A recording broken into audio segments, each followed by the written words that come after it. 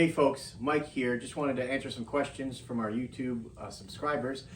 Kayla Lamont 5788 asks, tell us the stories of the most successful food gathering and meal preparation scenarios you've witnessed in a realistic survival scenario in each season of the year.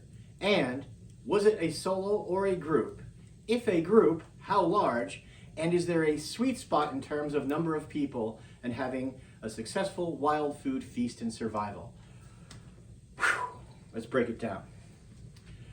I'm going to answer the first part because it sets the foundation for the rest. Solo versus group.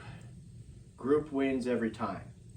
In solo survival, you're responsible for everything, all of your systems, attitude, shelter, water, fire, and food, which means you're gathering firewood, you're shoring up your shelter, you're keeping a rotation of water being boiled versus potable water being stored versus gathering water. And on top of that, you're getting food. It's work, and the calorie and time budget for each day is tight. There's also a law of diminishing returns. As you go throughout each day and each season, the demands on your body and on your psyche get greater and greater as the energy that you have stored diminishes over time. The first 4 days are the most critical. If you can get enough food and water for 2 weeks in those first 4 days and establish a comfortable shelter situation with a great water system and a reliable fire, you should be okay.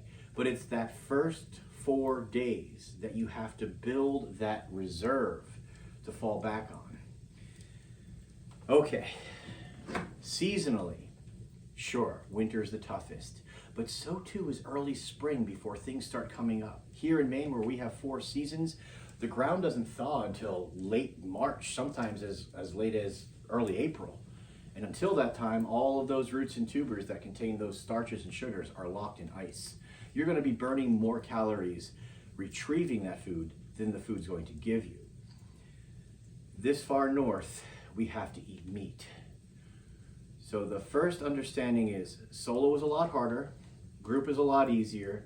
The second understanding is the size of your group determines efficiency, but it varies through seasons.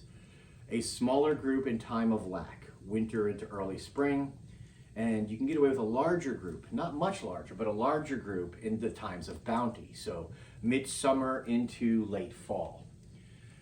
The first bountiful harvest, where we can have a group size of up to 8, 12 is pushing, but 8 people is ideal, is when the fish start to run up the rivers. The ice goes out and the fish come in. For us, alewives are one of the highlights of the year, and we harvest alewives into May, and there's going to be people at camp smoking them, salting them, in a brine, processing them, and there's going to be people running out to gather alewives.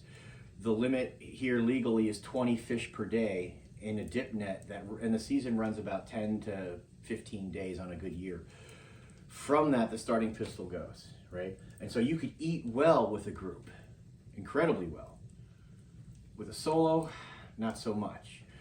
So in my next series of videos, to continue answering this question, I'm going to break it down. What a solo person would do, spring, summer, fall, and winter, versus the group size that is the ideal and why, and the foods that you would hit as a group, right? For a solo person, for instance, rice camp may be just too much in the fall or in the late summer. Blueberries, you could probably get by, but you're going to be eating a lot more than you can preserve because it requires systems in place that a group can only handle.